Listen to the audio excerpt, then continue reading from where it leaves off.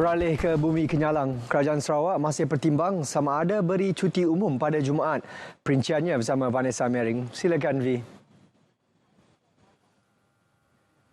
Ya, sahih. Kerajaan negeri masih mempertimbang sama ada memberi cuti umum untuk Sarawak pada Jumaat ini atau iaitu sehari sebelum hari mengundi. Premier Sarawak Datuk Patinggi Tan Sri Abang Johari Tunopeng memberitahu banyak perkara perlu diambil kira terutamanya kesan kepada ekonomi negeri. Apa yang berlaku, ekonomi kita akan terjejas. Apabila kita gazette holiday, you have to pay double kepada workers you. Ini akan menaikkan ongkos dalam kita keadaan ekonomi tidak menentu. Saya fikir tidak wajar kita terpaksa timbang. Apa yang berlaku menjejaskan ekonomi kita, produktiviti akan down. Jelas Datuk Patinggi Tan Sri Abang Johari, kerajaan negeri boleh memberikan cuti untuk perkara-perkara mendesak namun untuk pilihan raya ianya tidak wajar. Lagipun Suruhanjaya Pilihan Raya telah menetapkan hari mengundi pada Sabtu ini 19 November. Beliau ditemui pemberita pada program Sarawakku Sayang di Lingga. Kerajaan Sarawak telah memperuntukkan sejumlah 63 bilion ringgit untuk melaksanakan strategi pembangunan pasca COVID-19 2030 di bawah rancangan Malaysia ke-12 bagi memastikan Sarawak mampu untuk keluar daripada fasa pandemik dengan selamat. Timbalan Premier Sarawak Datuk Seri Dr. Sim Kui Hian menegaskan ia juga bagi membolehkan Sarawak menikmati kedudukan kewangan yang berhemat dan berfikiran ke hadapan. Datuk Seri Dr. Sim menjelaskan sudah tiba masanya untuk Sarawak menerusi pihak berkuasa tempatan dengan menerapkan budaya berintegriti ke arah negeri berpendapatan tinggi menjelang tahun 2030 selain melahirkan kaki tangan yang bersih, telus dan bertanggungjawab. Beliau berkata demikian ketika merasmikan sambutan Bulan Integriti Majlis Bandaraya Miri MBM di Miri. Beliau yang juga Menteri Kesihatan Awam, Perumahan dan Kerajaan Tempatan memuji usaha MBM yang mempunyai 2 pegawai integriti bertaliah daripada Akademi Pencegahan Rasuah Malaysia dan Unit Integriti bagi memacu integriti dan kecekapan MBM. Dalam pada itu, Datuk Seri Dr. Sim turut menyeru pengundi di Miri supaya menjaga kesihatan bagi membolehkan mereka keluar mengundi pada 19 November ini. Showcase Kembara 76 Radio Televisyen Malaysia RTM kini menjelajah di daerah utara negeri ini iaitu di Lawas. Untuk mengikuti perkembangannya, kita bersama rakan pelapor Dalini Jupar Ali. Silakan. Baik, apa pun terima kasih untuk rakan penyampai di studio RTM Kuching. Berlintang langsung bersama dengan saya Dalini Jupar Ali untuk kita nak membawakan perkembangan semasa bagi kemeriahan program Showcase Kembara 76 yang berlangsung di Taman Awam Lawas. Dan untuk pengetahuan anda, sebenarnya kru RTM telah pun berkampung di Lawas sejak Rabu lepas untuk menjayakan showcase ini. Jadi untuk bercakap berkenaan dengan showcase ini dengan lebih lanjut bersama saya penerbitnya sendiri iaitu Azmain Haji ataupun DJ N. Selamat petang N. Ya, selamat petang Dali. Apa khabar, sihat ya? Alhamdulillah. N, untuk perkembangan semasa bagi program showcase kita di Lawas ni N. Baik, Alhamdulillah. Untuk setakat ini memang memuaskan Dali. Dan untuk malam tadi diadakan raptai penuh showcase yang akan diadakan pada malam ini. Dan juga aktiviti yang diadakan pada sebelah pagi ada senam aerobik daripada Zoom Aerobik. Dan selain itu juga ada pertandingan futsal yang diadakan di Arena Lawas. Dan juga diadakan Pocket Show yang sudah pun selesai. Alhamdulillah semuanya berjalan dengan baik. Penampilan daripada G-Band, Generation Band dan juga Top 5 CBR. Baik, saya kira N, penerimaan penduduk Lawas sangat baik untuk program showcase ini N. Memang meriah dan kita disambut dengan senyuman daripada penduduk Lawas. Alhamdulillah. Dan apa yang saya harapkan juga untuk malam nanti untuk showcase yang akan diadakan, penduduk Lawas dan juga sekitarnya boleh memeriahkan lagi dan juga datanglah beramai-ramai untuk menyaksikan showcase Kembara 76 at Lawas.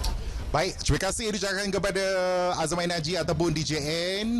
Jadi kepada anda yang berada di Lawas, di Limbang maupun di negara jiran Brunei Darussalam dan juga di sekitar Sabah yang berdekatan dengan Lawas untuk memeriahkan bagi showcase pada malam ini iaitu Showcase Kembara 76 di Taman Awam Lawas. Baik, saya kira sampai itu saja yang sempat saya bawakan kepada anda. Berlintas langsung dari Lawas kembali bersama dengan rakan penyampai di studio RTM Kuching. Ya baik, terima kasih Dalini. Dalam pada itu, penganjuran showcase Kembara 76 at Lawas berjaya menghimpunkan golongan belia bukan sahaja dari daerah itu, bahkan dari Limbang dan kawasan Sepitang Sabah. Dalam menyantuni masyarakat di Lawas, golongan belia yang ditemui RTM menyambut baik pelaksanaan program tersebut yang banyak memberi manfaat kepada mereka. Terima kasih untuk pihak penganjur. Harap-harap penganjuran ini boleh diadakan untuk sekian kalinya lagi. Terima kasih RTM. Terima kasih kepada penganjur kerana membuat penganjuran untuk kali ini. Kalau boleh kebanyakan lagi penganjuran, sukan seterusnya. Kami berasa gembira kerana dapat mengikuti aktiviti yang dijalankan tersebut. Sama kami juga gembira kerana dapat melihat artis-artis berlagu. Sementara itu, program yang sama turut diadakan di Dewan Kampung Sekiat Baru Bau. Kita datang khas dari di Kampung Baru Sekiat Baru di Bau, daerah Baru, di mana masyarakat majoritinya Bidayuh di sini. Kita pagi tadi, sebentar tadi kita dah adakan penyerahan bakul makanan kepada masyarakat Bidayuh di sini, dan seterusnya kita akan adakan showcase Kembara 76 lah, menampilkan artis-artis popular Bidayuh di sini. Suatu ketika dahulu, jika mahu ke Bandar Sibu, penduduk di Kapit perlu menaiki bot ekspres dengan perjalanannya mengambil masa lebih 3 jam. Kebergantungan kepada pengangkutan air itu akhirnya tamat apabila Jalan Raya Kapit ke Kanawit akhirnya dibuka kepada orang awam pada 4 Disember 2020. Ikuti sejarah pembinaan jalan raya ini bersama wartawan RTM Sibu, Muhammad Al-Hadi Syamsawi. Projek pembinaan Jalan Raya Kapit ke Kenawit menghubungkan Pekan Kapit ke Sibu dan daerah-daerah lain di Sarawak. Diumumkan pada tahun 2009 dan kerja pembinaannya bermula pada 17 Julai 2011. Dibina secara berfasa, jajaran pertama yang dibina adalah dari Song ke Temalat, seterusnya dari Kanawit sehingga ke Nangangungun. Manakala jalan raya penghubung dari Kapit ke Song pula dibina untuk melengkapkan jajaran jalan raya hampir 80 km ini. Kalau kita lihat sepanjang jalan tersebut terdapat 3 buah jambatan utama. Yang pertama adalah jambatan di Kenawit, Sungai Kenawit, dan seterusnya jambatan di Sungai Ketibas, dan kalau kita hampir sampai ke Kapit kita nampak jambatan berkembang di Sungai Yong Kapit.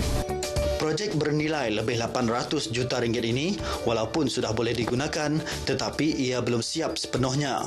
Antara yang sedang dibina kini adalah Jalan Pindasan Nangangungun yang dibina agar jalan raya utama tidak lagi melalui kawasan skim penempatan semula Nangangungun yang jalan rayanya sempit dan terlalu dekat dengan kawasan kediaman penduduk. Wujudnya jalan raya ini telah memberi perubahan besar kepada penduduk Kapit, terutama sekiranya berlakunya kecemasan perubatan. Nanti ke berjalan ke bis emergency apa semua pun boleh lebih laju hari ke Subak lah, ke bis jalan raya. Itu Subak kena ekspres pasang nanti hari sitik dah baru boleh berjalan pakai tidak malam hari bukannya. Ada satu ketika saya tengok jururawat bawa orang sakit pakai ekspres bot juga. Jadi bila dah siap ni macam mana perasaannya?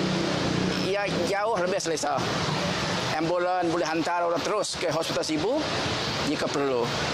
Bagi Aisyah Abdullah, wujudnya jalan raya ini akhirnya menamatkan kisah silamnya yang terpaksa tergesa-gesa membeli tiket bot ekspres untuk balik ke kampung halaman setiap kali perayaan. Waktu gawai nah, mau juga kita nak pulang. Mau juga nak pulang ikut orang gawai. Nah, dua pun si ada. Atas pun si ada. Atas-atas kebanyakan atas-atas. Selalu kena tangkap dalam neon dalam polis dalam neon dalam perjalanan di air. Pengalaman kehabisan tiket dan terpaksa duduk di bumbung bot ekspres. Itu peristiwa yang akan diingati oleh ramai penduduk Kapit yang pernah mengalaminya. Yang pasti, memori ini akan tersimpan rapi kerana pengalaman seperti itu tidak akan dapat dirasai oleh generasi pasca wujudnya Jalan Sibu Kapit ini. Bagi mereka yang pertama kali menggunakan laluan jalan dari Sibu ke Kapit, apabila anda sampai ke jambatan berkembang Sungai Yong di belakang saya ini, ia menandakan anda sudah hampir tiba ke Pekan Kapit. Siri kedua, laporan khas saya ini akan mengupas mengenai apa lagi kesan-kesan pembangunan, limpahan pembangunan yang dibawakan selepas siapnya jalan raya dari Sibu ke Kapit ini.